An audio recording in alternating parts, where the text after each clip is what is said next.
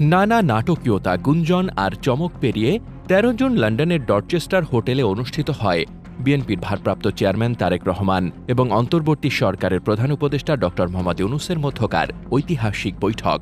আর সেই বৈঠকের অন্যতম একটি অজানা ঘটনা ছিল ফোনালাপ, যেখানে অংশ নেন বাংলাদেশের ৩ দশকের বেশি সময়ের শীর্ষ রাজনৈতিক ব্যক্তিত্ব বিএনপি চেয়ারপারসন বেগম খালেদা জিয়া। বিশ্বস্ত একাধিক সূত্র মানবজমিনকে নিশ্চিত করেছে, বৈঠকের আগে, পরে কিংবা সরাসরি সেই মুহূর্তেই ড ইউনূসের সঙ্গে বেগম খালেদা জিয়ার সংক্ষিপ্ত একটি ফোনালাপ হয়। দিনক্ষণ নিয়ে কিছুটা ভিন্নতা থাকলেও এই আলাপ যে হয়েছে তা নিয়ে সংশয় নেই। কেউ বলছে বৈঠকের আগে ইউনূস খালেদা জিয়ার অনুমতি নেন, আবার কেউ বলছে বৈঠকের মাঝেই তারেক রহমান তার মায়ের সঙ্গে সরাসরি সংযোগ ঘটান। কিন্তু সকল সূত্র একমত, খালেদা জিয়া ছিলেন সম্পূর্ণ অবগত এবং যুক্ত। এই ফোনালাপ কেবল একটি আনুষ্ঠানিকতা ছিল না, বরং তারেক ইউনূস বৈঠকের পরিণতির জন্য তা ছিল একটি মোড় ঘোরানোর সিদ্ধান্ত। দীর্ঘদিন ধরেই অন্তর্বর্তী সরকারের প্রতি সন্দেহে ভরপুর বিএনপি হঠাৎ করে সমর্থনের দিকে হেলে পড়ে। এটা কোনো কাকতাল নয়, বরং এর পেছনে ছিল খালেদা জিয়ার স্পষ্ট সম্মতি। এমনকি তার অনুমতি না থাকলে ইউনূস তারেক বৈঠক হয়তো শেষ মুহূর্তে ভেস্তে যেত। বৈঠকটি আয়োজন এবং বাস্তবায়নে যারা কাজ করেছেন তাদের তালিকাও দীর্ঘ। অন্তর্বর্তী সরকারের এক সিনিয়র উপদেষ্টা, যুক্তরাষ্ট্রে নিযুক্ত একজন প্রভাবশালী কূটনীতিক, আন্তর্জাতিক খ্যাতিসম্পন্ন এক ফটো সাংবাদিক এবং তারেক রহমানের বিশ্বস্ত এক ব্যারিস্টার দিন-রাত পরিশ্রম করেছেন এই বৈঠকের পেছনে। লন্ডন ঢাকার সময়ের পার্থক্য মেনে নিয়ে ঘণ্টার পর ঘণ্টা অপেক্ষা করে তারা বার্তা আদান-প্রদান নিশ্চিত করেছেন। সবকিছুর কেন্দ্রবিন্দুতে ছিল এই প্রশ্ন, এটা কি খালেদা জিয়া জানেন? বৈঠকের দিন ডরচেস্টার হোটেলে শুরু হয় ফটো সেশন।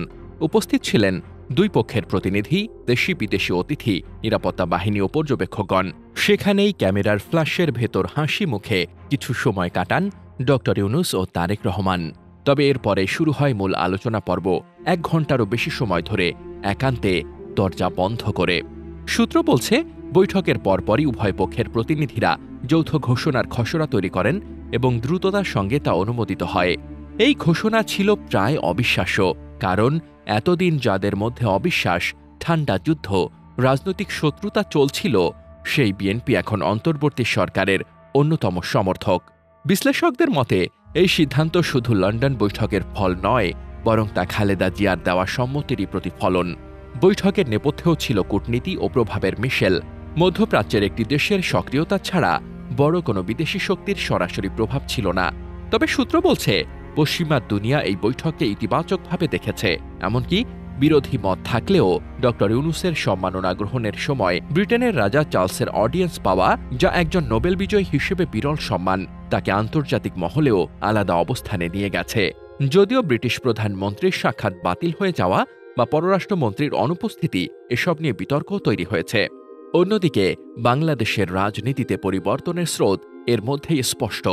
জামায়াতে ইসলামী, ইসলামী আন্দোলন বাংলাদেশ এবং অভ্যুত্থান থেকে জন্ম নেওয়া এনসিপি মনে হচ্ছে তারা এখন সরকারের দূরবর্তী বলয়ে।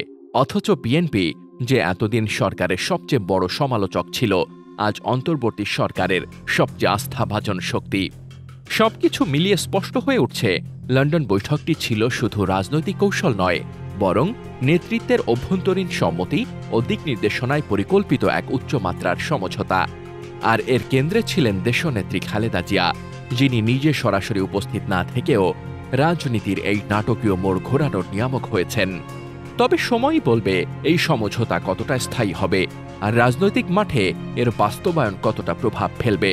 তবে এটুকু স্পষ্ট, বাংলাদেশের রাজনীতিতে ১৩ জুনের ওই বৈঠক এবং খালেদা জিয়ার সেই ফোনালাপ ইতিহাসের পাতায় জায়গা করে নিয়েছে চিরস্থায়ীভাবে।